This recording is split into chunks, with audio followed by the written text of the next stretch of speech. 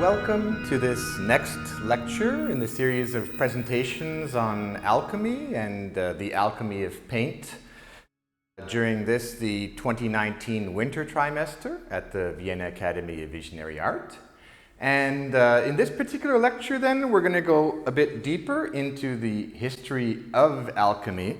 And I've taken a moment to create a timeline of alchemy, which unfortunately I cannot find any on the internet or in books, so it's something I had to create. And as I created this timeline, I basically divided alchemy up into these 11 periods, and nevertheless there are major as well as minor periods. So we're going to go through the history of alchemy, period by period, and basically try to get a temporal understanding of how alchemy unfolded through the ages. Let us begin then with Near Eastern metallurgy. And as we'll see, metallurgy in Babylon, which is to say Mesopotamia, was not simply just the pursuit of melting metals and taking them out of their ores, but was actually a kind of a spiritual or ritualistic pursuit. So in the year 5000 before the Common Era, you have the first signs of smelting, which is to say extracting the metals like gold, silver, copper, tin, and lead from their ore. And this meant heating up the ore, which is to say the stone that contains the metal, until you're able to melt the metals inside into a liquid form so they can be extracted. And then you have the first alloys in around 3500 BCE. So making alloys of, say, copper and tin into bronze, which is a very strong metal. And as a result, you initiate the entire Bronze Age. Bronze Age using the bronze to, well, first of all, as weapons, but also to make plows, for example, to plow the fields. And the Bronze Age is really about these nomadic tribes that gather together, and in the Neolithic period, they are able to settle into little environments. And these settlements then grow larger and larger into the first city-states. And this is as a result of the bronze tools. The Babylonians then created these city-states with their ziggurats. As a result, they were able to observe, the priesthood was able to observe the skies and so create astronomy. And the priesthood also were related to the metals and the different metals that were used in the statuary of the temples, like meteoric iron. So they created this correspondence between the planet that they saw in the heavens, like Marduk, and the metal iron. And so the correspondence between the metals and the planets begins in the Babylonian period. Now, neither Egypt nor Mesopotamia were able to create furnaces hot enough to actually smelt iron. And it was only the Hittites, around 1200, that were able to then create iron and bring about the Iron Age as the age following the Bronze Age.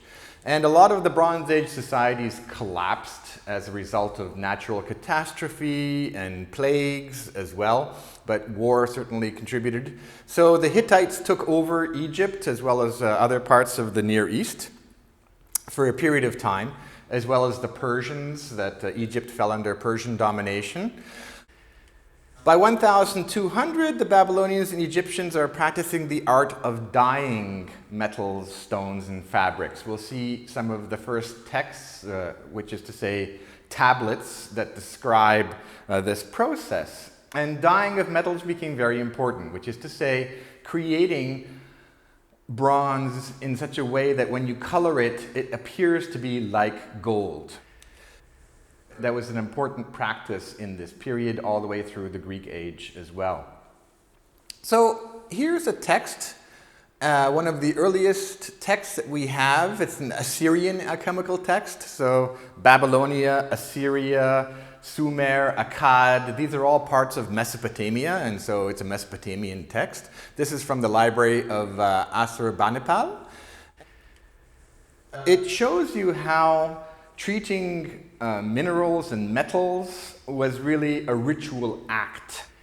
It's quoted by Mircea Eliade in his book on alchemists, alchimistes et forgerons.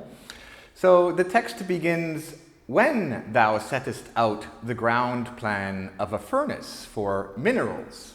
And they use the word kubu, and kubu translates as minerals, but is literally embryos. This is very interesting because they see the metal as this living thing that is taken from the earth, and perhaps taken from the earth before it's fully born. So it says, "When thou settest out the ground plan of a furnace for minerals, thou shalt seek out a favorable day in a fortunate month." So here we see the influence of astrology on alchemy.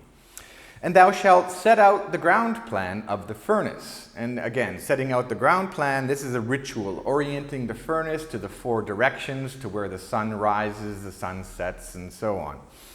"While they are making the furnace, thou shalt bring in the minerals, kubu. A stranger shall not enter, nor shall one who is unclean." So purity, very important. "Thou shalt offer the due libations before them. The day when thou puttest the minerals in the furnace, thou shalt make a sacrifice before the minerals. Thou shalt set a censer with incense of pine, and thou shalt pour Corunu beer before them." So obviously, for us, where smelting is simply an aspect of science or engineering, for them it was a mystery. There was magic involved. It was a sacred act. It was a religious act. And metals then had this religious significance because they also went into the creation of their statues, their sacred statues, which became receptacles for the sacred. Another important texts from the Babylonian or Mesopotamian period are these ones here, and they're conserved in the British Museum. They have these elegant names, Bab K 713, but there are very important texts. This one from around 1120, and it's 2 recipes for dyeing a stone to appear like a precious stone. I mentioned this, that dyeing or changing the appearance of something was very important. The other stone, which is actually 2 stones, K7492 and K8167, from 650 BCE, give you 2 recipes for dyeing copper and bronze to appear like silver. Now, did they actually believe that they were forging metals? I'm not quite so sure. And certainly, in those cultures, the name or the word for a metal and for the color were one and the same thing. So if you created something that appeared to be gold, it was, in a certain sense, gold. On the other hand, it says in the text, "Do not show the procedure to anyone. This kind of silver cannot be detected." So here you have, for the first time in alchemy, this idea of secrecy, that the process that's going on must be guarded in secret, right? And the creation, therefore, is so authentic that it can't be detected as something like a false or a forgery. Moving to the next period of alchemy, in a certain sense, this is a preparation for alchemy. I cannot say that these natural Greek philosophers were alchemists per se, but definitely they created the foundation for alchemy. I will go much deeper into this in another presentation, so this is a simple overview. But the Eleusinian mysteries in ancient Greece definitely played a role in the sense that, one, secrecy and the idea of guarding secrets. This was true of the Eleusinian mysteries. This was true of alchemy. Also, in the Eleusinian mysteries, it seems that what they were experiencing was initiation into knowledge of the journey through the afterlife. And this idea actually permeates alchemy as well, that some of the alchemical experiments were preparation or initiation into knowledge of the afterlife and the journey through the 7 planets, the soul's journey through the 7 planets, which correspond to the 7 metals and moving through the 7 metals in the alchemical opus.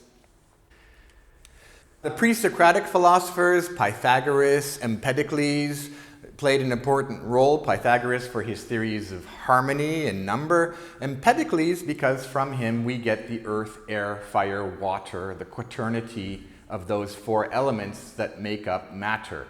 Plato also uses earth, air, fire, and water in his Timaeus, and as a result, Empedocles' quaternity gets enshrined in Western history. Plato contributes other important ideas as well, like being and becoming, or else the mind, soul, body trinity of the human being. But it's really Aristotle, as we'll see in the next slide, who makes the greatest contribution to alchemy. And his student, Alexander the Great, then founds the city of Alexandria, where alchemy is born. Alexandria named after Alexander the Great, on the northern part of Egypt, on the Mediterranean. I'll just mention at the end Theophrastus, who was one of Aristotle's successors. Like Aristotle, he wrote about nature, the natural things that occur, and he wrote about stones and about plants. And Theophrastus' two texts, which we have today, They Survived History, are perhaps our most important glimpse into both the natural and the spiritual importance of stones and plants, the legends and stories that accrued around them. So Aristotle then, on his texts on generation and corruption, as well as on meteorology, it's in his text on meteorology that we get the origin of metals, and this will have a strong influence through the whole history of alchemy. Aristotle also gives us the idea of the prima materia, the one substance underlying everything.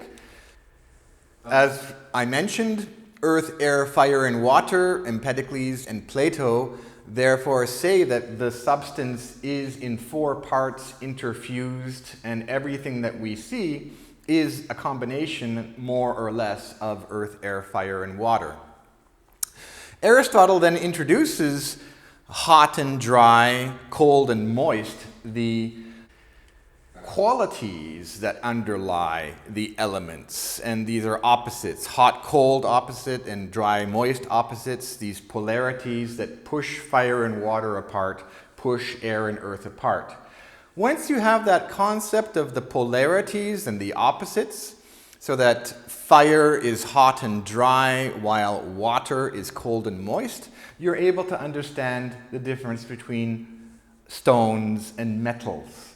And in this very important text, Aristotle writes, there are two kinds of airy emanation, one vaporous and the other like a smoky exhalation. And then he's going to describe what happens when these airy emanations get trapped under the earth. And he says, the heat of the dry exhalation is the cause of all fossils. The vaporous exhalation is the cause of all metals, such as iron, copper, and gold. All of these originate from the imprisonment of the vaporous exhalation in the earth, and especially in stones. So now you have the origins of metals, which of course is very important for alchemy. And the origin is that when you go into a cave, when you go under the earth, and when you see these veins, and the veins of ore with the metals inside of them, you understand that these are the vaporous exhalations that have therefore been trapped in the smoky exhalations, and they were liquid, and then they congealed and solidified and became metals. Now we move into the Greco-Egyptian Chemeia. This is the third period, and this is Alexandria. As I mentioned, Alexandria was founded by Alexander the Great, and as a student of Aristotle, he wanted a city which would become the center for intellectual pursuit in the entire empire. So, legendary alchemists, were these actual human beings? Well, certainly writings were attributed to some of them, but pseudo-Ostanes and pseudo-Democritus, we use the word pseudo because probably other people were writing under their names. Ostanes then gives alchemy roots in Persia, and as I mentioned, Egypt fell to Persia in its history, So a lot of the ancient knowledge that the Greek or Alexandrian thinkers, they wanted to find an ancient source for it. Well, they found the most ancient source in not Egypt, but Persia. So here is Ostanes, and he's a legendary Persian magus who, according to Pliny the Elder, accompanied Xerxes to Egypt and Greece. Now, Xerxes was the great conqueror from Persia. So he's coming with this great conqueror and accompanying him to Egypt and Greece, teaching Persian magic and alchemy to the Egyptian priests. According to Synesius, who's a Byzantine alchemist, he also taught Pseudo-Democritus, who we'll see below. So the Ostanes legend gives alchemy this Persian or even Babylonian rather than Egyptian origin. Also around 200 BCE, you have Pseudo-Democritus, and Democritus was a pre-Socratic philosopher who taught a philosophy of atomism, but now these texts are being attributed to him. He is then mentioned or cited by Zosimos and as well as the Byzantine anthologists as the author of the 4 books on alchemy: the making of gold, the making of silver, the making of gemstones, and how to dye wool purple. Now, certainly gold, silver, gemstones, those are all very precious. Wool being purple, this creating an imitation was very important because normally you needed to use thousands and thousands of murex shells from the Mediterranean to dye wool into this royal purple. So if you could find a substitute method, this was very precious. And apparently Pseudo-Democritus had discovered how to dye wool purple. We will see some of the fragments that have survived in a text called Physicae Kai Mystica, Physical and Mystical Matters. Things get a bit confusing because another alchemist named Bolus of Mendes, when you read texts, they say that he was actually Pseudo-Democritus. So ancient sources such as Culmella in the 1st century mention Bolus of Mendes as the author of alchemical treatises attributed to Democritus or Pseudo-Democritus. However, he is no longer considered the author behind Physicae Kai Mystica, even though that is still being debated today. So, Pseudo-Democritus, the 4 books on alchemy, and thanks to Matteo Martelli, who is an important scholar of alchemy today, we have translations. Now, the alchemist Synesius, who I mentioned was a Byzantine, wrote of Democritus. He, i.e. Democritus, came from Abdera. He became a very wise man when he went to Egypt and was initiated into the temple of Memphis along with all the Egyptian priests by the great Ostanes. He took his basic principles from him and composed 4 books on dyeing, on gold, silver, precious stones, and purple.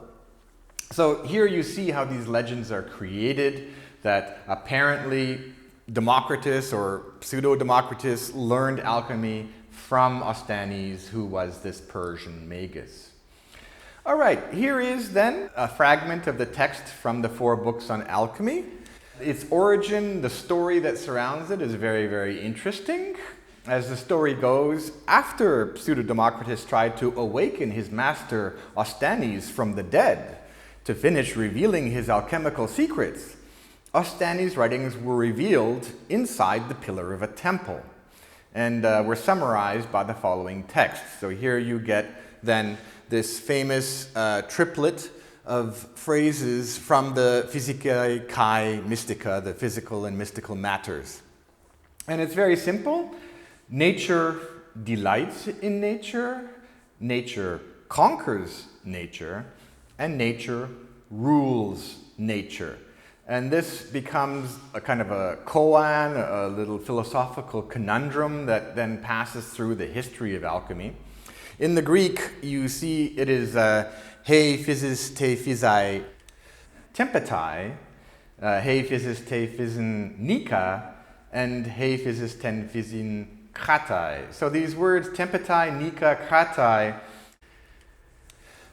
Tepetai, so nature delights in nature. What does that mean? It means that there's a certain sympathy underlying the elements. That, for example, both fire and air are dry, and so fire and air have a sympathy. Meanwhile, fire is hot, dry and hot, and air is hot and moist. So there's an opposition. Nature conquers Nika nature. There's an antipathy. And you can see this antipathy between air and fire because of the opposites in their nature. So alchemy is really about playing with the sympathies and antipathies that underlie both the elements and the metals. And that is why finally nature rules nature, which is to say that the alchemist must obey nature. Nature has its own rules, and so you must obey the rules of nature. So here we are with more legendary alchemists. When you read the Hermetic texts, these are the texts that are attributed to Hermes Trismegistus. You have mention of various legendary alchemists. So Hermes Trismegistus himself is a legendary alchemist, as well as Agatho-daimon. Agatho-daimon being a good spirit, or what we can even call a guardian spirit. And then Pamenes. Now you come to many of the legendary women alchemists. And Zosimos from Alexandria mentions many of these women in his texts. And while he's writing to his philosophical sister, Theosebia, he mentions Isis the prophetess, Mary the Jewess. So Isis the prophetess, who is like Isis the goddess of ancient Egypt, says to her son Horus that she learned alchemy from an angel who desired her. And she refused the advances of this angel and made him promise to tell her instead the secrets of alchemy, and that's how the secret of alchemy was revealed. And as we'll see, a similar legend exists in the Old Testament in Israeli or Hebrew culture as well.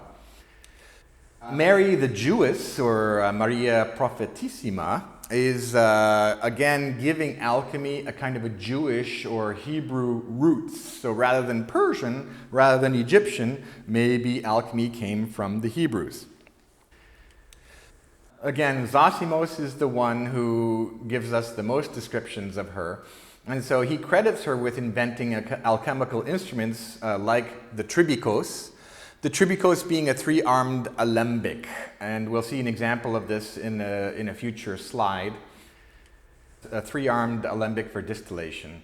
The keratakis is a sealed copper container that collected vapors. It was actually used to melt wax, and artists of that period who painted in wax used the keratakis, as well as the bain-marie. And the bain-marie, the double boiler, when you put one pot in another pot filled with water and you heat the second pot, this is the bain-marie, which is to say Mary the Jewess. It comes from her, it's Mary's bath. Last of all, Zosimos credits Mary the Jewess with the tetrasoma. The tetrasoma, which we saw in our first presentation, is the four-body, the alloy of copper, iron, lead, and tin, which becomes the prima materia for the creation of silver and gold. Cleopatra, the alchemist. So now we're not only attributing alchemy to a woman, but to a woman from Egypt, and that alchemy has Egyptian roots. So Cleopatra was a legendary Alexandrian alchemist credited with the invention of the alembic. She's also reputed to be the author of On Weights and Measures, The Gold Making of Cleopatra, and a dialogue of the philosophers in Cleopatra. So we'll see an example from this soon. So here's a passage from the books of Enoch, chapters 6 to 8, where we get the Hebrew origins of alchemy, and it comes with a legend. And the legend is that it came to pass when the children of men had multiplied, that in those days were born unto them beautiful and comely daughters. And the angels, the children of heaven, saw and lusted after them. So here you get what are called the Watchers, these angels who gaze down upon the beauty of women, and then made love to them, had children with them, and taught their children the arts. And one of them was named Azazel. And Azazel taught men to make swords and knives and shields and breastplates, and made known to them the metals of the earth and the art of working them, and bracelets and ornaments, and the use of antimony, and the beautifying of the eyelids, and all kinds of costly stones, and coloring tinctures. So even here we get this idea of tinctures or dyes that color metals. So what is the Hebrew attitude towards all this, at least in the book of Enoch? Well, and there arose much godlessness, and they committed fornication, and they were led astray, and became corrupt in all their ways. So it's not as if, oh, wonderful, we have this creation of alchemy, this is a beautiful thing. Rather, the creation of alchemy was the creation of godlessness and fornication. So you can see that, at least in this tradition, alchemy is looked down upon as a corrupt art, as something that should not be practiced. So here is a fragment then from Cleopatra on gold making. This is a page from a Byzantine text. You can see here at the bottom it's MS Marcianus 2327, and it actually dates from the 10th century. So it is actually one of the earliest alchemical texts that we have preserved. These writings were copied and recopied and so on through history, so that now only certain manuscripts in libraries in Paris and Venice hold the earliest physical writings we have of the alchemists. And this is a page, an example. It's a beautiful page with these illustrations, and you see these two circles on the left with images of the sun and moon and Mercury in the center. And there's two coils. So on the top left, the outer coil reads, "One is the all, the source of all, and the culmination of all." If the all did not contain the all, it would be nothing. Then you have the inner coil, and the inner coil reads, "One is the serpent, Ophis, which has its poison ion according to two compositions." And finally, at the center of the circle, you have these symbols of the sun and the moon and Mercury. On the right, you see more symbols of Mercury, and then on the bottom left is this famous image of the Ouroboros, and at the center of the Ouroboros, the words en to pan, which is to say, one is all.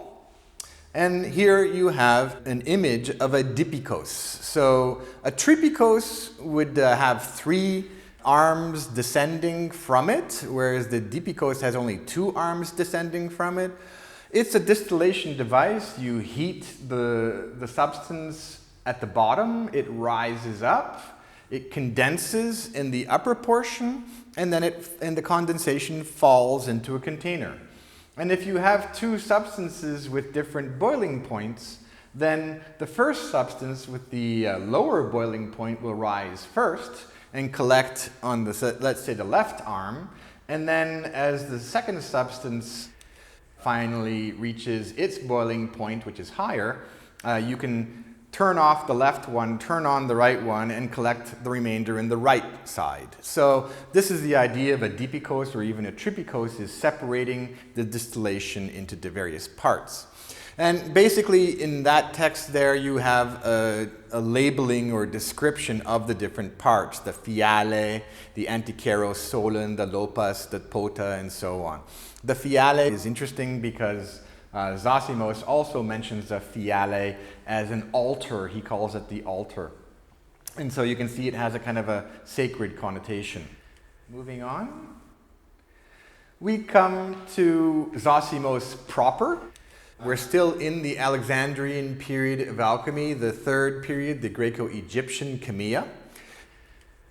In Alexandria, then, you have the creation of the Hermetica. And Hermetica is the grouping of texts that include the Greek Corpus Hermeticum and the Latin Asclepius. 296, Diocletian has his ban on alchemy. He's the emperor. So he writes a decree. And in this decree, we actually have the earliest use of the word alchemy. He's forbidding, quote, the ancient writings of the Egyptians which treat of chymia, transmutation of gold and silver.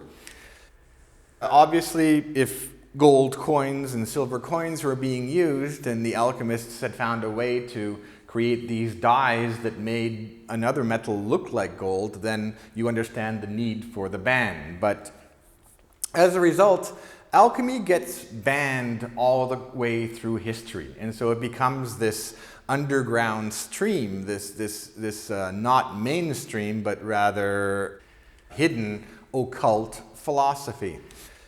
And this is another reason why decknamen, which is to say covering names, are often used in alchemy, that they hide the name of the word of, say, mercury beneath another name, and you're not really sure what substance they're referring to. You have to be initiated. So here we come finally to Zosimos of Panopolis, an Alexandrian alchemist, the author of numerous works collected by the Byzantine anthologists. And we have about 109 surviving pages of Zosimos' texts. In fact, just in the last few years, a few more pages were discovered in the Arab writings that were unknown. He wrote a book called On Virtue, which describes the alchemical steps through a series of visions and dreams. That's probably his most well-known writing. Jung, for example, quotes it at length. It's a very visionary text. But he also wrote letters to Theosebia, who is his soror mystica, his mystical sister. At the same time as Zosimos, and we'll come back to him, was also Iamblichus. Iamblichus was born in Chalcis, Syria. That's important because he's coming from a tradition of the East, from what is close to Mesopotamia, but is actually Phoenicia in those days.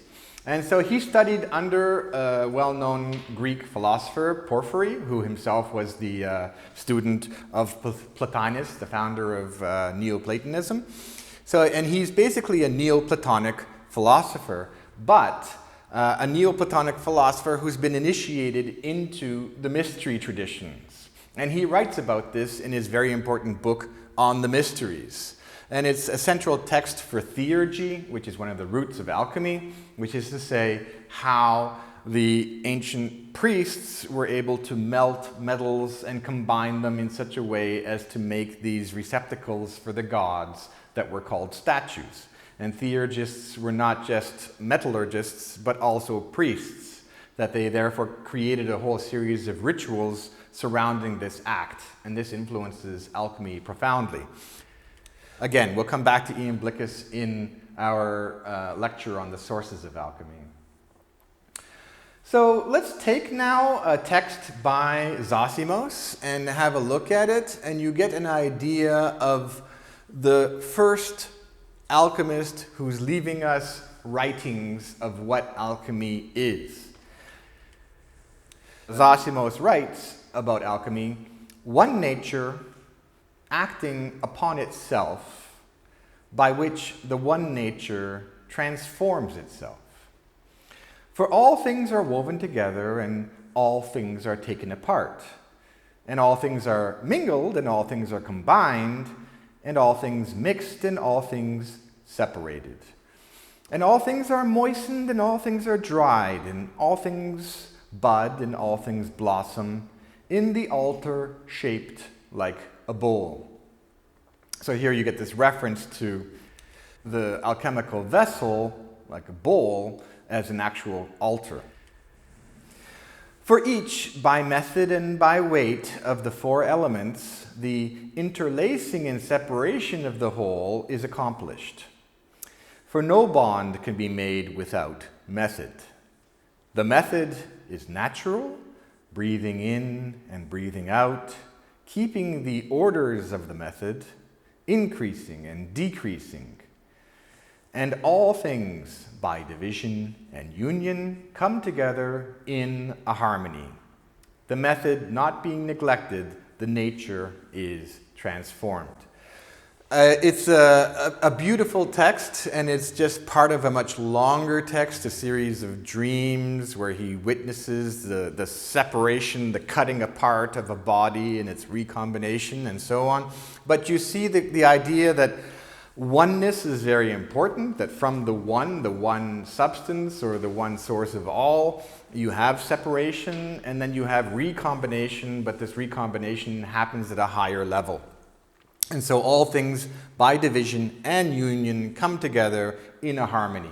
And gold, or the philosopher's stone, is this harmony, this higher union of the elements. So in terms of physical evidence of alchemy and what physical evidence we have, the Stockholm papyrus and the Leyden papyrus are both very important. They also have interesting histories. Both of these two alchemical papyri were discovered by Jean d'Anastasi, who was actually an Italian, Giovanni Anastasi, in the tomb of an Egyptian priest buried in Thebes. And he sold the Stockholm papyrus to the Swedish government in 1832 and the Leyden papyrus to the Dutch government in 1828. In fact, he shows up many times in Egyptology because he made all these amazing discoveries of these rare tablets and papyri. And he was working for the Swedish government as a diplomat. And he wasn't really an archaeologist, but he was someone who managed to dig up and find all these interesting things that he therefore shipped over to Europe, and we never knew what actual tomb or in what context they were actually found. So a bit of a mystery and a story in their discovery. The Stockholm papyrus, which we see up here on the left from the 4th century, is basically a collection of 154 alchemical recipes. Some of them also appear in Pseudo-Democritus and deal with, again, gems, pearls, and textile dyeing. So this idea of creating different tinctures or dyes that allow you to color metals or stones to appear more precious.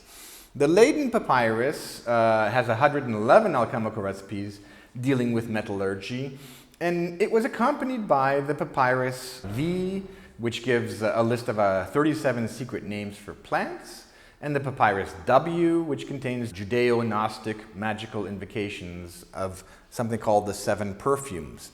So certainly it was accompanied by what we could call theurgical texts that were dealing with the magical side of metallurgy.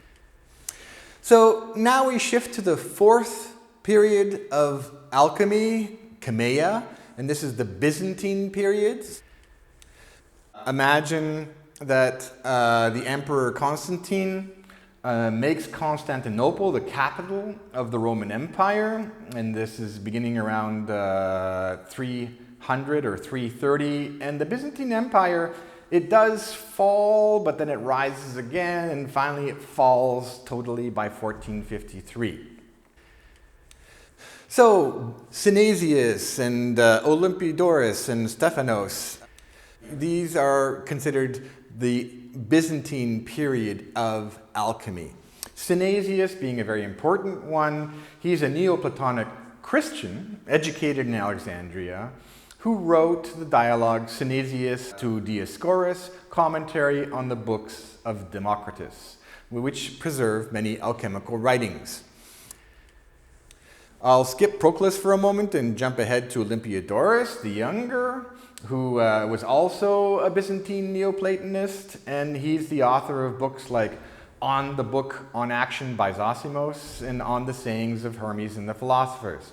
So more alchemical writings from the earlier periods, from the period of, say, Zosimos, the Alexandrian period, are being preserved in the Byzantine era. Stephanos of Alexandria, another Byzantine philosopher, and he's an author of works like De Chrysopeia. And Chrysopeia Peia being making, like poetry, to make, and chryso being gold, so making of gold, the great and sacred art of making gold. I skipped Proclus. He belongs with Iamblichus as one of the greatest writers on theurgy. He was born in Constantinople but became head of the academy in Athens, and he was a mathematician, a logician, a commentator, so a very educated and brilliant man who was also initiated into the mysteries, and he took the mysteries seriously. So here in the Byzantine period you have the appearance of what is now called the MS Marcianus Graecus 299, which is a 10th century manuscript now housed in the library in Venice. The MS Paracinus Graecus 2325 and the MS Paracinus Graecus 2327, both of them obviously in Paris. One from the 13th century and one copied around 1478. So these are the actual texts that survive or remain, and they were coming to us from the Byzantine period where they were copying the Alexandrian alchemists. Then Constantinople falls to the Arabs, and the Arabs themselves go on the rampage across the Mediterranean, conquering parts of southern Europe and northern Africa. And as a result, also Egypt gets conquered by the Arabs, Alexandria falls, and now they find all these alchemical texts, these alchemical writings, and they begin to translate them into Arab or Syriac languages. Khalid ibn Yazid becomes both a historical figure and a legendary figure within alchemy. He was a royal patron of alchemy who facilitated the translation of many Byzantine works into Arabic. And so then he becomes a legend in alchemy as King Khalid. We'll see him reappear in the medieval period of alchemy in Europe. Around this period as well, so 700, you have the composition of the Tabula Smaragdina, the emerald tablet, which is attributed to Hermes Trismegistus. And by legend, a man named Balinus went on a quest to find wisdom, and it was specifically, he went on a long journey, came back, and realized that there was a doorway beneath this statues to Hermes Trismegistus. He goes through the doorway into this vault below, and there he finds the emerald tablet. The emerald tablet, which I actually quoted and read in full during our introduction to alchemy. So here it appears for the first time in history, and probably the most important Arab alchemist would be Jabir ibn Hayyan, who then in medieval Europe is called Geber or Geber, and he's the greatest Arabian alchemist with hundreds of treatises attributed to him, and those books are all called the Jabirian corpus. Now what he does is he brings the mercury-sulfur theory to alchemy. Certainly Zosimus was aware of mercury and was aware of sulfur and used them in his experiments, but Jabir takes Aristotle's idea of metals arising from either the hot and dry or from the cold and the moist, and attributes those two qualities to those two metals, mercury being therefore a principle and sulfur being a principle. You can see that here in this quotation from Jabir. He says that the metals all, in essence, are composed of mercury combined and coagulated with sulfur. They differ from one another only because of the difference of their accidental qualities. And this difference is due to the difference of their varieties of sulfur, which again, caused by the variation in the soils and in their positions with respect to the heat of the sun. So sulfur, which here is this dry brimstone, it can catch fire, so it's a fiery, dry principle. And on the opposite side, mercury, which is a liquid metal, and so cold, liquid, moist. So the cold and moist on the one hand, the dry and the hot on the other. This is the sophic sulfur and the sophic mercury as opposed to the vulgar forms. Still in the Arab period, the 5th period, we have Rhazes, who was actually a Persian physician and alchemist, and he's author of an important collection of texts, the Book of Secrets and the Secret of Secrets. Other ones who appear through history, now we're moving from 750 to 850 to 950. So Muhammad ibn Umayy is the author of Explanation of the Symbols.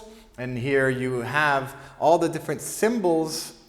Again, we had this expression Decknamen, how to hide the references to what you're using. And so alchemists often use these symbols for mercury and for sulfur and for all the other metals and substances. And Muhammad ibn Umayy has written this book explaining what the symbols actually are. By 950, you have the Book of the Secret of Creation and the Art of Nature composed, and it's attributed to Apollonius of Tyana. Whether it was actually written by him or not remains debated. He was a famous alchemist and poet. So the core Greek text of this book originated before the 5th century when the Syrian monk Sergius of Barbalissos translated it into Syriac. And it is the earliest source of the Emerald Tablet and the Book of Causes. So this is what transmits, the Book of Causes transmits Aristotle's theory of vapors to Jabir, who uses it for his mercury-sulfur theory. Another interesting text from this period, now we're at 1050, is the Picatrix. And the Picatrix, which is also called the Aim of the Sage or the Goal of the Wise, is an Arabic picture book translated into Latin in the 13th century as the Picatrix. And we'll meet with it again. So how to use sigils, how to use just images as opposed to words in our alchemical pursuits. So here are some examples then of the Picatrix. It begins, when you wish to make and consecrate a magical image, consider the purpose and shape in which you wish to make the image, as well as the matter of which you intend to make and consecrate it. So it goes on, a magical image is nothing other than the power of celestial bodies in the earthly bodies that they influence. Thus, when the material of the earthly body be disposed to receive the influence of the celestial bodies or planets, that image will be more powerful. This is pure theurgy and also pure alchemy, that Jupiter influences tin, Venus influences copper, so the influence of the planets in the metals. In this part, I intend to reveal how each planet corresponds to metals and stones, and to the signs of the planets and their marvelous operations. And he begins and gives the list. The first is Saturn. Of the metals, Saturn has iron and part of gold. His stones are diamond, onyx, cameo, and those that are black and clear. I mean, this is interesting because in European alchemy, Saturn is not iron or parts of gold, Saturn is lead, but here you can see it's not lead. And then later on, he goes through all the planets to the moon. Of the metals, the moon has silver and silver marcasite, and of the stones, seed pearls, and has part of crystal and blue stones and onyx and almahey. Here are the figures of the 7 planets. And you can see in this diagram here that you have from the Picatrix all of these different sigils or signs of the planets. And Saturni, Iovis, Martis, Solis, Veneris, Mercury, and Lune, those are the different symbols, some of which we recognize, some are a bit altered, And some of them are actually created through magical squares, where you have a 4x4 or a 3x3 square, and you're moving through the square, making these lines, and so spelling out the name of the planet like Saturn or like Jupiter, Iovis. So I would just like to review where we are in terms of the 11 periods of alchemical history.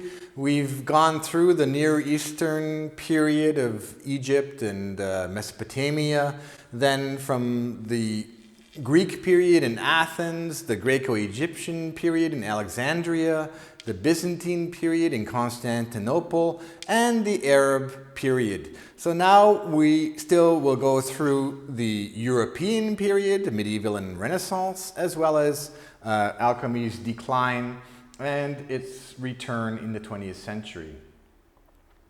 So the medieval Latin Alchemia, the 6th period of alchemy.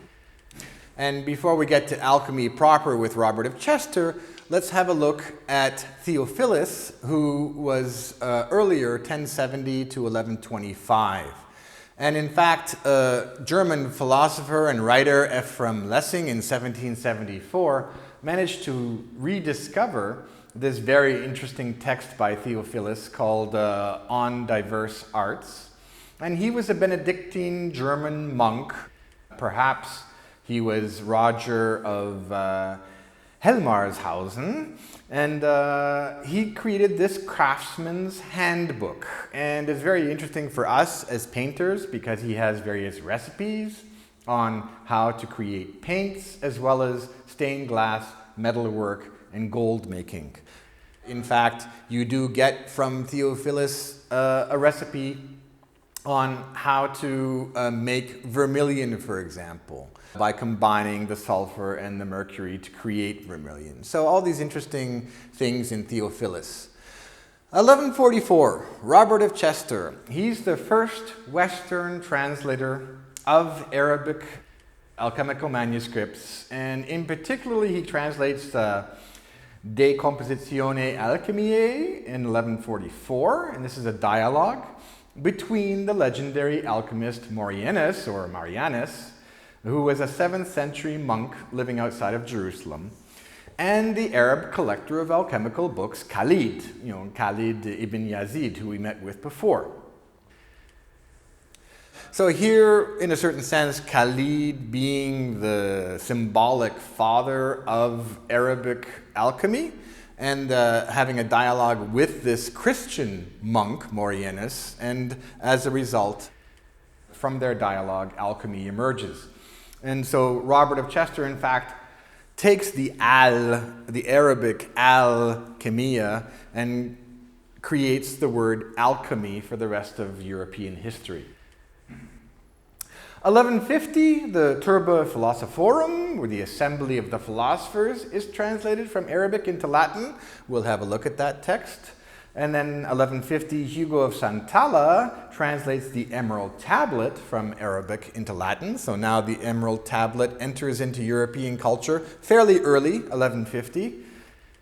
Imagine that the cathedrals are being built in this period, Chartres and Notre Dame de Paris. So the Gothic period is flowering, and so is alchemy at the same time. And indeed, many French scholars believe that the facade of Notre Dame de Paris can be read in an alchemical fashion, that alchemical images are encoded in the facade of that cathedral. 1150, Artephius. He's a fairly obscure author to whom numerous alchemical texts are attributed, such as the Hidden Art, or the Key to Wisdom, or the Secret Book, the Liber Secretus. So, let's have a look then at the Turba Philosophorum. And as mentioned, it's basically a dialogue between all this gathering of ancient philosophers. So you have Aristotle and Democritus and so on, all having this discussion. In one of their discussions, they talk about an egg. And one of them says, the egg gives an illustration wherein 4 things are conjoined: The visible cortex, or shell, represents the earth, and the albumen, or white part, is the water. But a very thin inner cortex is joined to the outer cortex, representing the separating medium between earth and water, namely air. The yolk of the egg, which is yellow, represents fire. So in the egg, therefore, are four things: earth, water, air, and fire. An interesting little remark, and fascinating how they were able to see this microcosm, this combination of the four elements in all things, but especially in the egg. Another part of the Turbo Philosophorum reads, "All ye seekers after this science, the arcanum of gold is a dark vestment, and no one knows what the philosophers have narrated in their books without frequent reading, experiments, and questionings of the wise. For that which they have concealed is more sublime and obscure than it is possible to make known in words." So, again, this tradition of secrecy, this tradition of alchemy being an art where you must be initiated, where you are an adept, and the adept has to be both studious as well as questioning of the wise. Last fragment here. "Accordingly, join quicksilver and the body of magnesia, the woman also with the man, and by means of this there is extracted our secret athelia, through which bodies are colored. And rightly by these things, nature rejoices in nature and overcomes and constrains." So you can see even in this period, which is to say an Arab text being translated into Latin culture in Europe, the old Greek Pseudo-Democritus Physicae Kai Mystica is being transmitted, is being translated. And in that process, it's not translated word for word, but the idea, nature delights in nature, nature conquers nature, nature rules nature, this idea kind of reappears through the history of alchemy as an underlying theme. Still in the medieval Latin period of alchemy in Europe, all of these very important figures for early European alchemy: Albertus Magnus, he's an alchemist as well as a scholar and philosopher who is a friend of Thomas Aquinas. Roger Bacon, he's a Franciscan friar, a naturalist, one of the first thinkers to treat nature seriously. And he has written the Opus Majus, the great work with sections on alchemy. And then later other alchemical texts are attributed to Roger Bacon.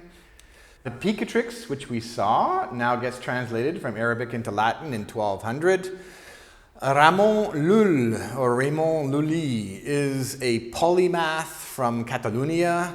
He's a mathematician, and he writes many texts on many subjects, including one called the Ars Magna, the Great Art in English, as well as the Book of the Seven Planets. So King Alfonso the Wise of Castile, that's in 1256, invites Jewish, Christian, and Muslim scholars to his court to translate books from Arabic and Hebrew into Latin. So just like you had a King Khalid in the Arabic period, you have a King Alfonso the Wise in the medieval European period, translating all of these Arabic as well as more ancient Jewish and Christian texts into Latin in his court. So Thomas Aquinas, the famous father of the church, who wrote the Summa Theologica and is the most influential medieval philosopher and Aristotelian, and he is sympathetic to alchemy. This is very important, even though the church as a whole was not. And he mentions the experiments that he did together with Albertus Magnus in the Thesaurus Alchemiae.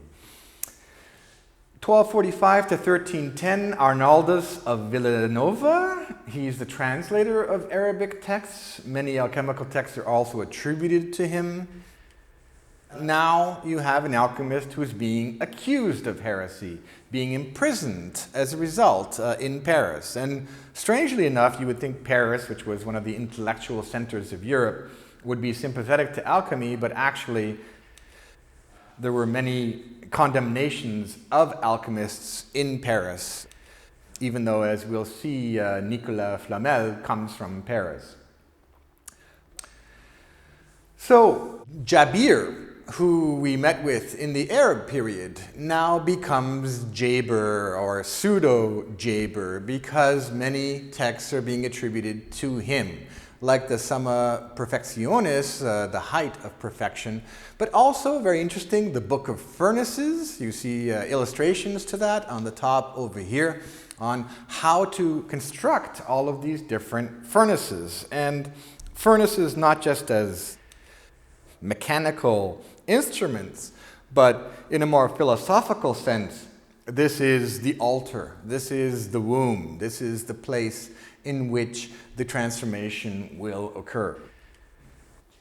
Here is Nicolas Flamel. We will meet with him more in detail. He's the author of Le Livre des Figures Hiéroglyphiques, the book of hieroglyphic figures. So 1380, King Charles V, King Charles the Wise, he issues a decree forbidding alchemical experiments.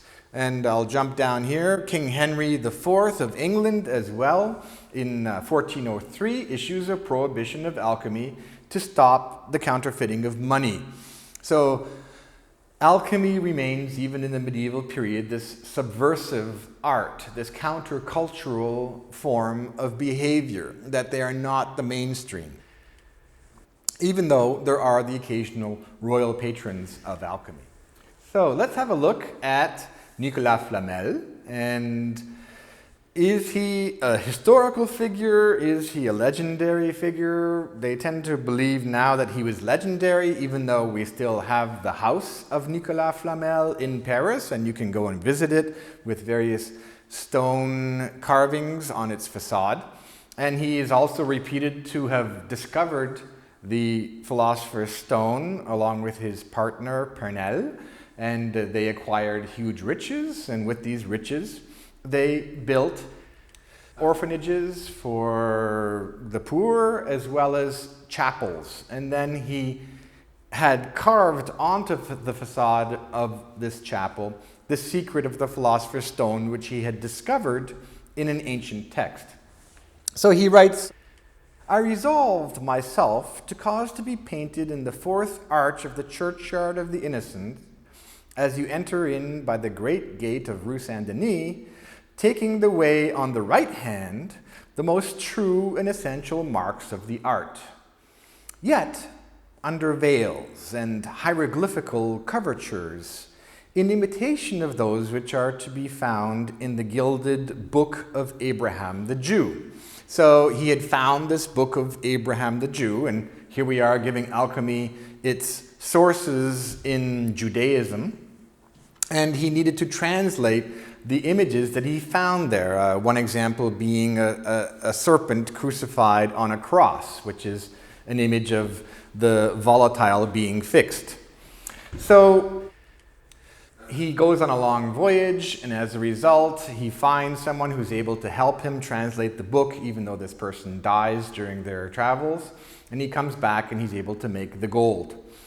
And so here's an example then, and he's describing this image over here of these two dragons devouring each other, one with wings, one without. And in fact, in the next image, you actually have Nicolas Flamel and his wife Pernelle illustrated beside it. So he writes, "Look well upon these two dragons, for they are the most true principles or beginnings of this philosophy. He which is undermost, without wings, is the fixed or the male. That which is uppermost is the volatile or the female. The first is called sulphur, or heat and dryness, and the latter argent vif, or cold and moisture, which argent vif, quicksilver or mercury. These are the sun and moon that, being united, afterwards change into a quintessence, so that they may overcome everything metallic. These are the serpents and dragons which the ancient Egyptians painted in a circle, the head biting the tail, to signify that they proceeded from one and the same thing. And it is fascinating because indeed, we do have Egyptian representations of the Ouroboros, of the serpent with its tail in its mouth. And Nicolas Flamel is quoting this text where you have the Ouroboros passing all the way into European culture. So now we leave the medieval period and we come to early Renaissance alchemy. And some of the early Renaissance figures would be Petrus Bonus. He's an Italian alchemist and author of a book, The Precious Pearl, Margherita Preciosa.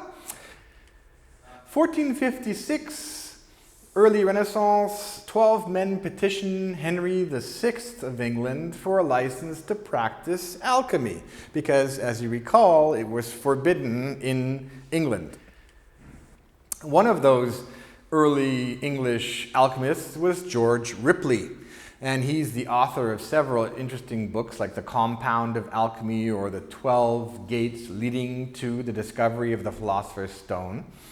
We see George Ripley here, and that's the representation of him on the Ripley scroll. We'll see the Ripley scroll. There are 14 versions of it, beautifully hand-drawn and illustrated.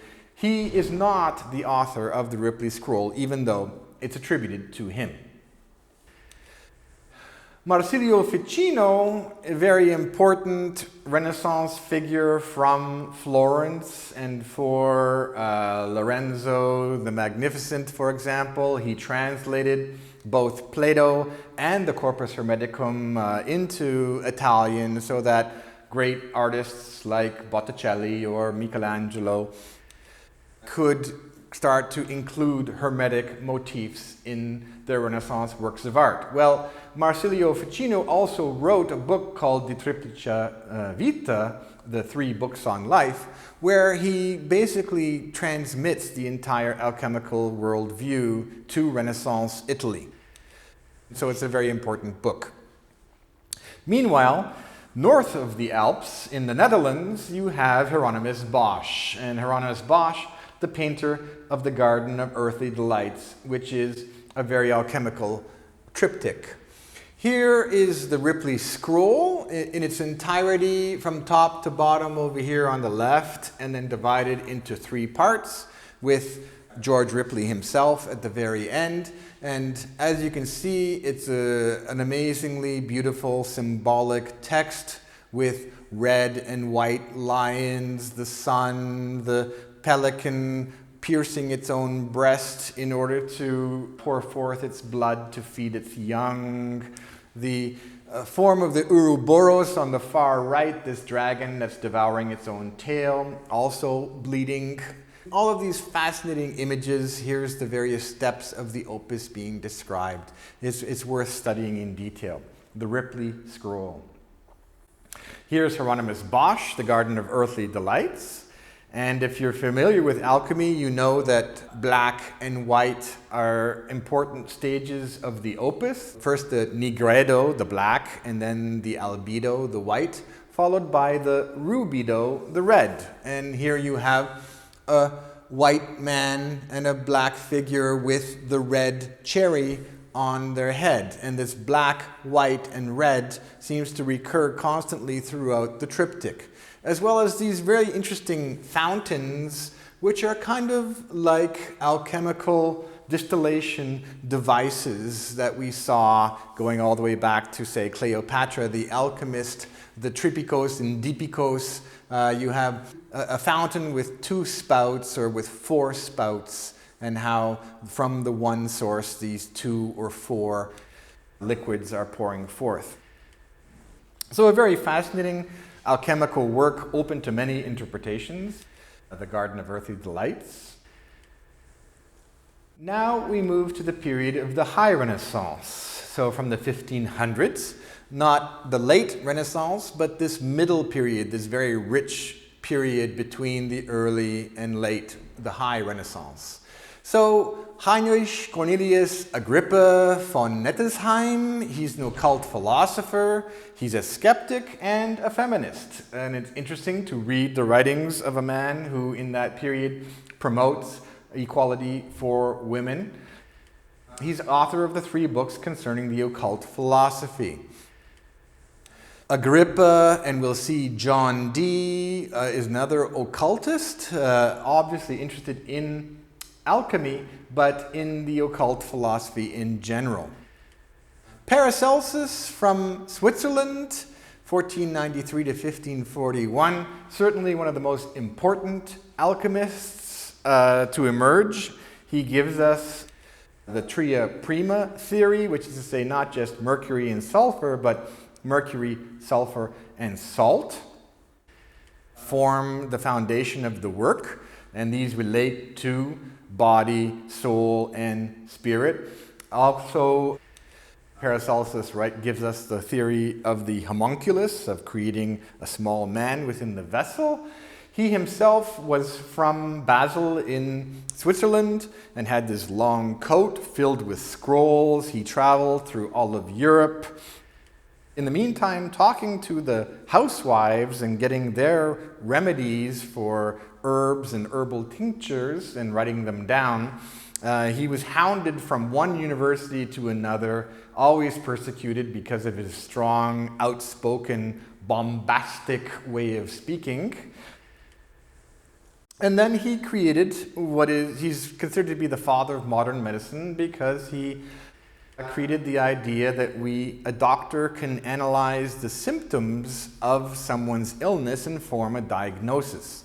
And this was actually quite new and unknown in this period of medical history. So a very important alchemist as well as doctor and physician. Georgius Agricola, who we see over here, is the author of De Re Metallica, not an alchemist, but someone very interested in mining and ores. And he himself was a miner and one of the first Renaissance figures to write about mining and the practice of mining. John Dee, who I mentioned, astronomer, magician, consultant to Queen Elizabeth I, and author of the Monos Hieroglyphica, which we'll look at, as well as other books such as On the Mystical Rule of the 7 Planets. So, a curious figure, certainly.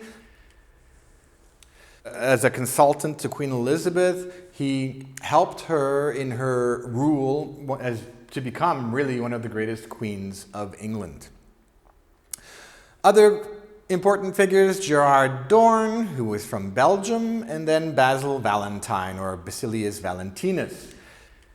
He's a legendary alchemist, and we'll see that various works are attributed to him, especially the 12 philosophical keys of Basil Valentine, as well as the triumphal chariot of Antimony. So the earliest version of the Splendor Solis appears in 1582, and that is perhaps, I'll just jump ahead, that is perhaps one of the most beautiful representations of alchemy. It is attributed to Solomon Trimousin, and it is 22 illustrated plates with an original text. And the first version appears in Berlin, but there are actually 20 different versions in Paris, London. It's like a book of hours and illustrated with all the finesse of a book of hours, which is to say finely detailed drawings, depictions. And here are just 2 of the 22 plates with the red and black and white birds devouring each other, and then they emerge as this kind of dragon with red, white, and black heads. So that's the Splendor Solis series. John Dee, his Monos Hieroglyphica, is this really interesting occult text, and there it is, the one hieroglyph, or the hieroglyph of the one. And it combines all the different planets and planetary symbols into one symbol. So you obviously get Sol as the sun, and Luna as the moon, as well as Mercury, as well as, let's say, Venus over here. But he adds in these curves on the bottom, which, as you can see over here, relate to the symbol of Jupiter and Saturn, Jupiter turned on its side, and then Saturn, so that you have all the 7 planets symbolized by this one hieroglyph. Here's the text by Paracelsus on how to create a homunculus. As I said, a homunculus is an artificial man created in the alchemical vessel, the vas hermeticum. And he writes, "The sperm of a man may be purified by itself in a sealed cucurbit for 40 days, with the highest degree of putrefaction in a horse's womb." Now, 40 days, 40 being symbolic, a horse's womb referring not specifically to the womb of the horse, but perhaps the dung, because the dung would be warm and have this gestating warmth. And he goes on to say 40 days, or at least so long that it comes to life and moves itself and stirs, which is easily observed. After this time, it will look somewhat like a man, but transparent, without a body. If, after this, it be fed wisely with the arcanum of human blood, and be nourished for up to 40 weeks, and be kept in the even heat of the horse's womb, a living human child grows therefrom, with all its members like another child, which is born of a woman, but much smaller. So, fascinating that a man who became the father of modern medicine also held this belief, which is still based on the Aristotelian idea that the man contributes the semen, the woman contributes the menstrual blood, and from the combination of these two, the child is created. And so the child could be created in an artificial womb in the vas hermeticum.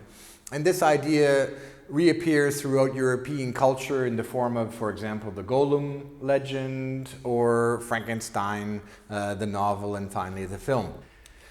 So here you see, for example, the tria prima of Paracelsus with salt and sulfur and mercury, and here at the center is semen, the seed being this kind of combination or union of those three into one as the seed of all life.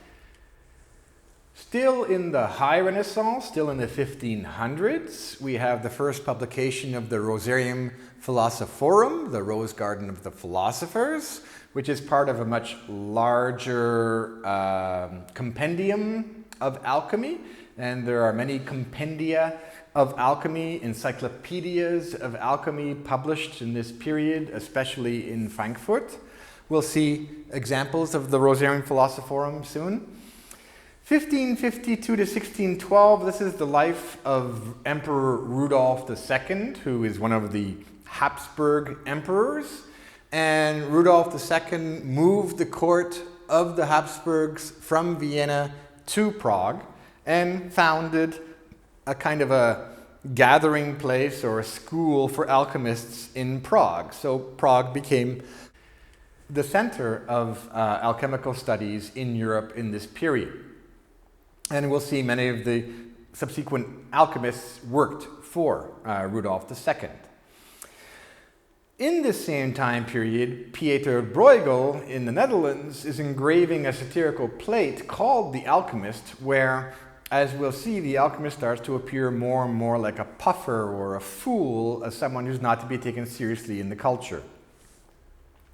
Then Heinrich Kuhnrath, who is a Saxon alchemist from Germany, a student of Paracelsus, he becomes an acquaintance of John Dee and writes the Amphitheatrum Sapientiae Aeternae, which is the amphitheater of eternal wisdom. Kuhnrath, then, you'll see many alchemical images attributed or taken from that text. Same with Michael Meyer, who is a physician of Rudolf II. He's the author of numerous works including the emblem book Atalanta Fugiens, that's to say Atalantia, the female figure, fleeing. Last of all, Edward Kelly, a very flamboyant alchemist who was a friend of John Dee's, and he would actually channel this Enochian language that the angels of Enoch would speak to him, and he would speak spontaneously in tongues, reproducing the language of the angels. And John Dee would sit in wonder and record whatever he was saying, and this became a fascination for John Dee. Well, later Edward Kelly moved to Prague, and he worked for Rudolf II in his court in Prague, and kept on saying he would create the tincture, the philosopher's gold, but in fact never managed to. And Rudolf II had him then imprisoned, and he eventually died. So here's the Rosarium Philosophorum is in its entirety. There's about 20 or 21 plates, and it begins with Sol and Luna, and they go into the bath, and they experience a death and a rebirth, and then they reemerge as the hermaphrodite, with, interestingly enough, this image of Christ resurrected from the tomb at the very end. So these are the main themes of the Rosarium Philosophorum. Sol standing on the sun, crowned as king. Luna standing on the moon, crowned as queen, with the Holy Spirit coming between them. And then they conjoin in the bath. They come together, and eventually they will rise again from the dead as one, as the hermaphrodite. Illustrations from Atalanta Fugiens, illustrated by Matthäus Marian, and some very interesting images. The Ouroboros on the bottom left here, Sol and Luna on the right. At the very top right, that's the alchemist squaring the circle, which was an image for the Philosopher's Stone. The end of the work was to square the circle. And the beginning of the work is cutting open this egg, and interestingly enough, depicted in perspective, linear perspective, where all points lead to one point in the horizon. So obviously a Renaissance work with Renaissance perspective. Here is the engraving by Peter Bruegel of The Alchemist, engraved in 1558. And even though you had, for example, the court in Prague promoting alchemy, here in the Netherlands, the alchemist is being depicted as a fool. The other word used is a puffer, because he had his instrument here for puffing at the fire and trying to make his flame blaze as highly as possible. And his poor wife is having to put up with his ridiculous pursuits of alchemy while the children play in the pantry with his pots and so on. And it's a sad story of the alchemist, and it's a moral tale of ruin. Moving now to the late Renaissance period of alchemy, the 1600s. And we have the publication of the first 3 volumes of the Theatrum Chemicum, which is an important compendium of alchemical works. And this is then completed with the publication of 3 more volumes in 1661. So in various places in Europe, you have this affluence of alchemical publications, particularly, say, in Frankfurt, and as we'll see with especially Milius and Robert Flood and so on.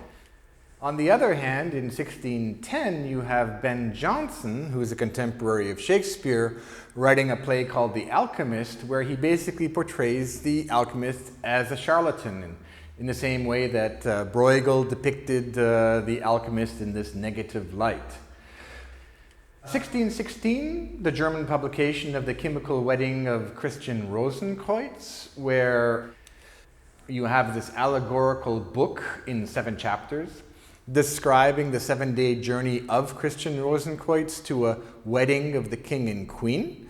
This text will become very important for the foundation of the Rosicrucian school and the Order of the Rosy Cross. 1618, publication of Johann Daniel Milius's Opus Medico-Chemicum. And this contains the Basilica Philosophica, which we'll see is a very important image or mandala for alchemy. Milius also publishes in 1622 the Philosophia Reformata, which contains 3 series of emblems, including an original series unique to Milius. We'll have a look at those. Around 1600s, early 1600s, Michael Sendevogius is a Polish alchemist, colleague of John Dee, who is active in the court of Rudolf II. He, therefore, brings a lot of the Paracelsian worldview into the court of Rudolf II, and he also discovers new acids in alchemy, such as nitre.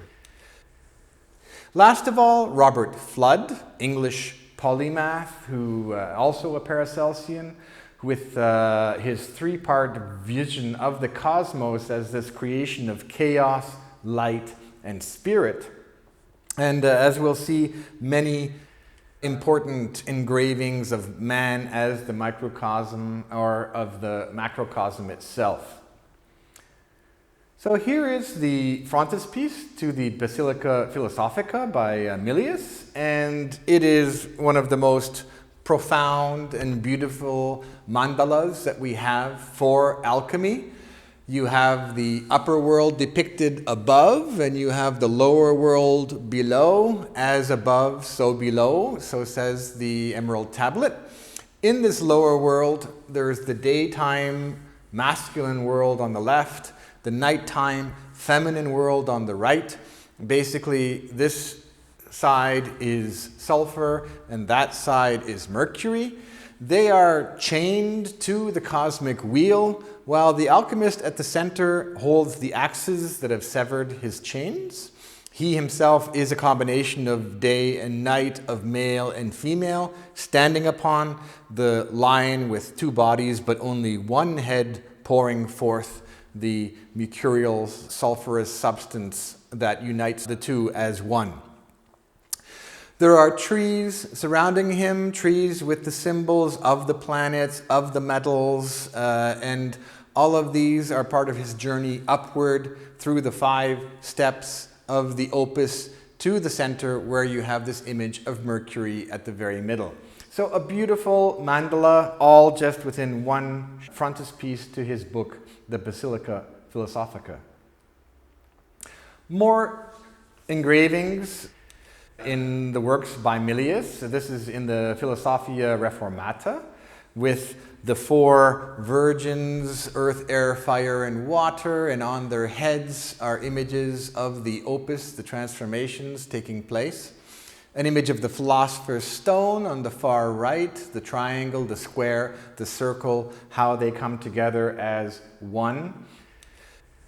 And on the far right, you can see the sun eclipsed by the moon, so the black sun with the skeleton holding the crow, so all of these images of death and putrefaction, the Negredo. And here, 4 women around the table, and above them then the astrological zodiac signs, and perhaps they are the 4 phases of the sun as it moves through the zodiac, the solstices and the equinoxes. Here are engravings from the works of Robert Fludd, and another amazing mandala of the entire cosmos, the way God influences nature, nature herself. Here's the Catena Aurea, as it was called, the golden chain leading from God to nature, from nature down through all of the planets, all of the elements of Animalia, Vegetabilia, and Mineralia, earth, air, fire, and water, all contained within one massive diagram. And man himself being at the center of all this, man, the microcosm. Robert Fludd, a whole series of amazing engravings in his works. Still in the late Renaissance, but we will see that in the late Renaissance, science emerges. 1628 to 1665, George Starkey. He's an influential American educated alchemist working in London, and he's publishing under various names, such as Philalethes. He publishes works like The Art of the Transmutation of Metals. You also have in 1613 Basil Valentine's Azoth. We'll have a look at that with 15 plates. 1615 Stefan Michelspracher, his Kabbalah, Spiegel der Kunst und Natur in Alchemia, another important series of engravings. At the same time, David Teniers, the younger, is painting all of these kind of genre paintings of the alchemist working at his forge. He did literally hundreds of these. We'll have a look at a couple of them. And his depiction of the alchemist, again, is not that flattering. In some of these images, the alchemist appears rather ridiculous. Robert Boyle, who we see over here on the top left, then is the father of modern chemistry and the experimental method. And so he writes about alchemy, but he's the author of The Skeptical Chemist, in which he criticizes Aristotle, Paracelsus, and alchemy in general. So now, with the late Renaissance, the beginning of the Enlightenment, you have these criticisms of alchemy saying it's not really a science. On the other hand, Sir Isaac Newton, who obviously we know today as the father of modern calculus and the discoverer of the theory of gravity, he is an alchemist. And as we've been discovering over the last 50 years, he actually left behind numerous writings on alchemy, particularly his studies of antimony. And he took alchemy very seriously, even though he was a scientist on the same level as, say, Robert Boyle. With 1677, you have the printing of the emblem book, the Mutus Liber, or silent book, which has no text. We'll have a look at that. And also the creation of the Kabbalah Mineralis, which is interesting because, once more, alchemy is given these Jewish roots. And this particular work is attributed to Rabbi Simeon ben Kantara, a well-known rabbi, though it's doubtful he was the actual author. So here then, Basil Valentine's Azoth, or the Hidden Philosopher's Gold, and many very recognizable emblems within it. On the bottom right, this figure of the hermaphrodite, one body, two heads, male and female. It is a rebus, which is res bina, a combined thing, and holding the compass and straight rule. And those are the two major instruments of any geometer or sacred geometry. Sure enough, below you have the square, circle, and triangle, the numbers 1, 2, 3, 4, suggesting that the Philosopher's Stone is harmonious. It is the relationship of the 1 to 2, the 2 to 3, and the 3 to 4. The hermaphrodite is standing upon the dragon and surrounded by the symbols of the 7 visible planets. The 7 visible planets reappearing in this diagram, where this Saturnine figure, obviously influenced by the dark star Saturn with the crow on its belly, symbol of the Nigredo, the darkness, the death. Also on the far right, another important mandala for alchemy, where you have the 7 steps of the opus symbolized and related to the 7 planets, as well as the trinity of corpus, anima, spiritus, body, soul, and spirit in this inverted triangle with the alchemist at the very center. So Basil Valentine, Azoth, very important text, both in terms of its explanation of the opus and its imagery. Here is the Mutus Liber from 1677, and it is the silent book. There's no text. It is just a series of emblems.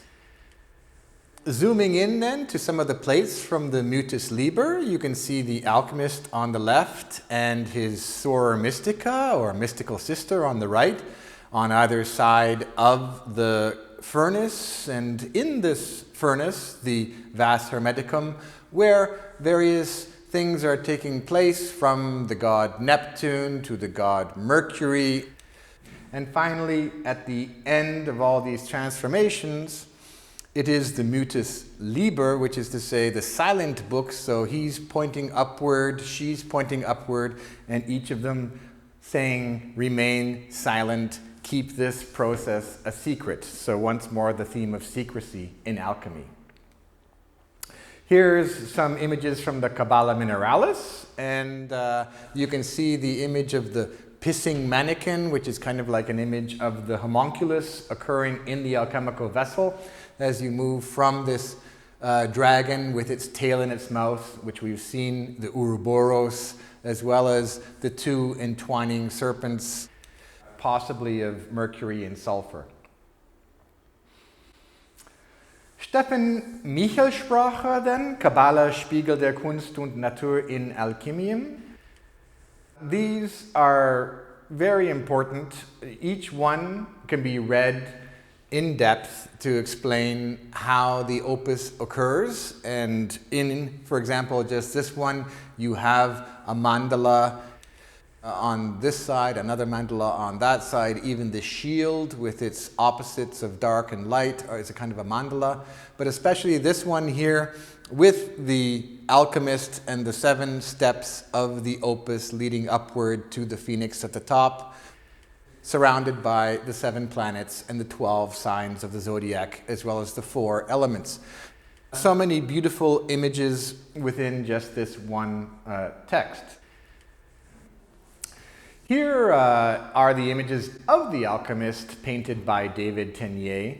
And as you can see, they're kind of quaint genre paintings. He's surrounded by his books and by his ovens and furnaces and so forth, and carefully puffing away at his alchemical opus, kind of an image of the puffer, the alchemist, who is a little bit of a fool. So due to the Enlightenment, we have the decline of alchemy and the rise of chemistry as a science proper. For example, if we look at Antoine Lavoisier, he was an aristocratic scientist, he's on the far right over there, who unfortunately was beheaded during the French Revolution because he was a member of the elite ruling class. But he's still considered the father of modern chemistry due to his many contributions in metric measurement and nomenclature and so forth. So alchemy is starting to decline, science is on the rise. Meanwhile, orders like the Rosicrucians or the Order of the Rosy Cross are becoming these secret societies trying to maintain or hold on to certain alchemical concepts. By the time we come to the Swedish playwright August Strindberg, who spent some time in Paris and underwent a crisis in 1996, he writes about it in this really fascinating autobiographical novel called Inferno, where he's conducting these experiments, but really he's going insane, and he's documenting his progression into insanity in this autobiographical novel, Inferno. So in a certain sense, he's a precursor to alchemy as a psychological pursuit, as opposed to, say, a spiritual pursuit or a scientific pursuit. Another Parisian, Albert Poisson, wrote about alchemy in a serious way, died at the age of 24, and his book Théorie et Symbole des Alchimistes, when I was living in Paris, it was indeed one of the first books I was able to find. It's still in print, and it's a nice introduction to the basic symbols of alchemy. 1888, the Hermetic Order of the Golden Dawn is now coming about with its spiritualism and theosophy, and so as well, Harvey Spencer Lewis founded the ancient and mystical order of the Rosicrucis, which is basically the Rosicrucian order. So here, these philosophical or theosophical movements in which alchemy is being preserved. So we come now to the final period, to the 20th century, and in the 1900s you have the rise of both psychological and scholarly alchemy. Let's begin with Marcellin Berthelot, who was a renowned French chemist inducted into the Pantheon. And he, together with his translator named Charles-Émile Rouelle, published the first scholarly translations of the Greek and Syriac and Arabic alchemical works. And these are under the CAAG, which is to say the Collection des Anciens Alchimistes Grecs. So he also wrote his own book on alchemy, Les Origines de l'Alchimie, but the CAAG is still used today as a fundamental source text for alchemy. It only exists in French. There really is no fundamental source text in English as of yet, although it is starting to happen now. So these three, Arthur John Hopkins and Eric Homyard and F. Sherwood Taylor, are the pioneers of scholarly alchemy, and they're Americans. Hopkins was a professor of chemistry at Amherst College in Massachusetts and published a really interesting book, Alchemy, Child of Greek Philosophy, where he argues that most of the early alchemical recipes were concerned with dyeing metals. And he has he's the author of the theory that early alchemy was in fact looking for a tincture to dye metals, but not for gold per se. He's followed by Homyard then, who translated a lot of the Arab works into English, and then Taylor, who founded and edited the academic journal Ambix, which is an important source for alchemical papers. Meanwhile, in Switzerland, you had C.G. Jung, the famous disciple of Sigmund Freud, who then founded his own school of psychology, analytic psychology, and he wrote about alchemy a lot because he found in alchemy many examples of his view of a collective unconscious where these archetypes emerge, and he analyzed the dreams of some of his patients and showed how a lot of the imagery that they dreamt of, even though they were unfamiliar with alchemy, had alchemical elements to it as emerging from the collective unconscious. So that the alchemist himself was, in a certain sense, looking into the vas hermeticum and seeing his own unconscious projected into the substances of the opus. And the important disciple or assistant of C.G. Jung was Marie-Louise von Franz, and she was able to go much deeper into the alchemical text than Jung himself was able to do, and wrote many alchemical works on alchemy from the Jungian standpoint.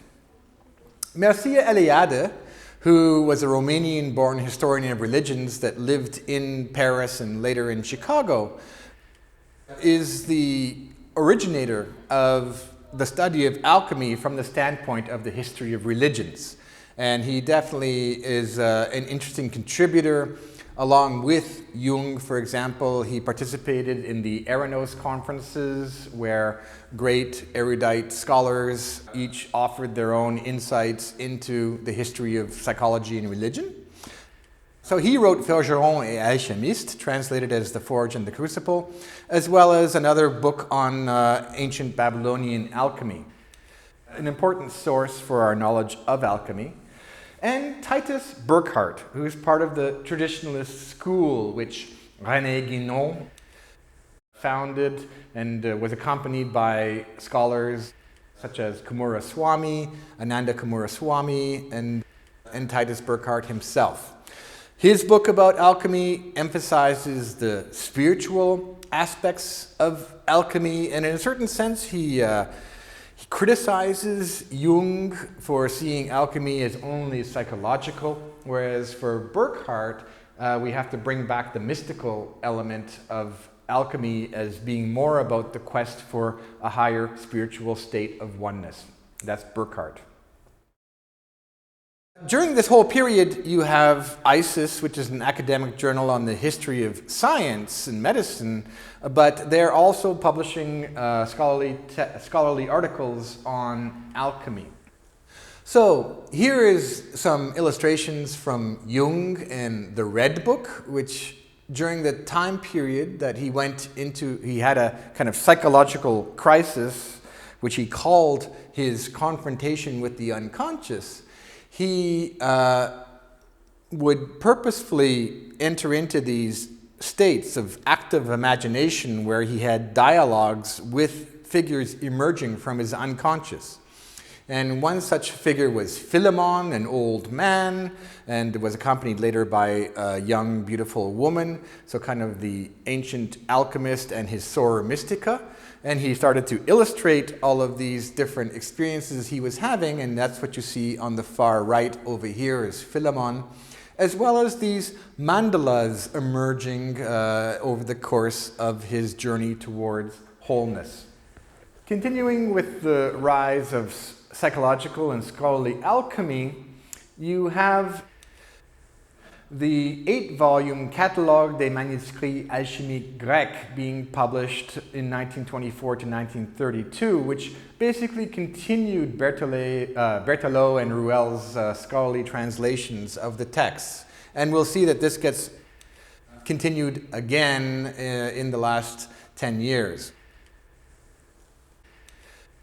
I won't go through all of these, but two interesting figures are Terence McKenna, who is an ethnobotanist and a psychedelic explorer. Unfortunately, he's passed away. He had a very deep knowledge of alchemy, which he translated through the psychedelic experience. As well, Adam McLean founded the Alchemy website with the emergence of the internet itself. Some of it looks a little bit dated today in terms of image quality, but he was a pioneer in the publication of alchemical texts on the internet, as well as interpreting them and even writing a book on the alchemical emblems as a mandala. So this being my last slide, how gradually alchemy is entering into academia. For example, in 1981, you had the launch in Paris of the Belles Lettres series called Les Alchimistes Grecs, which are a series of scholarly translations of Greek alchemical texts. And these is basically updating the work of Berthelot so that you have a decent, very contemporary scholarly approach to these original alchemical texts. Meanwhile, in Holland, you have the Dutch book collector Joost Ritman, who opened the Ritman Library, also called the Bibliotheca Philosophica Hermetica. It opened to the public with his large collection of alchemical and esoteric texts located in Amsterdam, and now they are in the process of scanning and digitizing all of those texts to make them available on the internet. 1985, you had the academic journal Aries, which is from the French Association pour la recherche et l'information sur l'ésotérisme, which was founded by Egdehofer as well as Antoine Fèvre, who himself was one of the first people to hold a chair in esotericism in a European university. This was continued under Wouter Hanegraaff, the Aries journals, and he was fundamental as well in creating the European Society for the Study of Western Esotericism. So he himself, Hanegraaff, has published an interesting book, Esotericism and the Academy, Rejected Knowledge in Western Culture, where he documents how alchemy and the other Western esoteric traditions have been basically rejected by academia, but the time is now for academics to embrace and accept alchemy as part of the fundamental resources in European culture. That due to science and the Enlightenment, we've been constantly rejecting alchemy as not scientific and therefore as not important. But in fact, alchemy has had a profound influence on European culture, and it's time for scholars to recognize that fact and to treat alchemy seriously. So he himself then is now a full professor of history of Hermetic philosophy at the University of Amsterdam.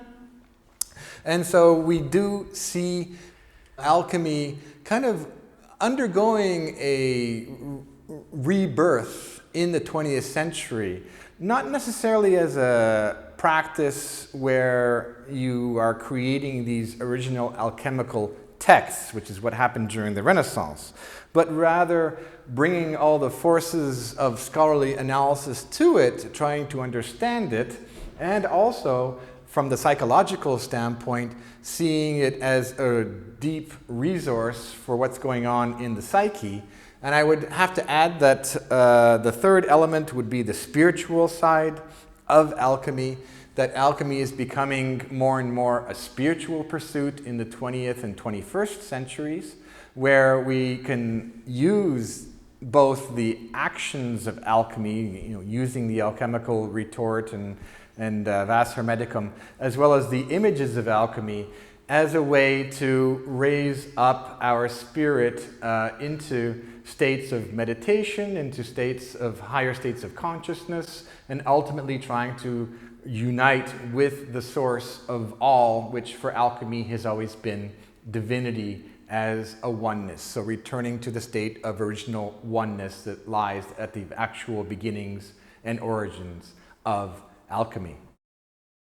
So thank you for listening to this series of lectures on alchemy, and I hope to go deeper into the subject with the following lectures, where we'll also look into, for example, the history of pigments and how alchemy has played a role in the history of pigments.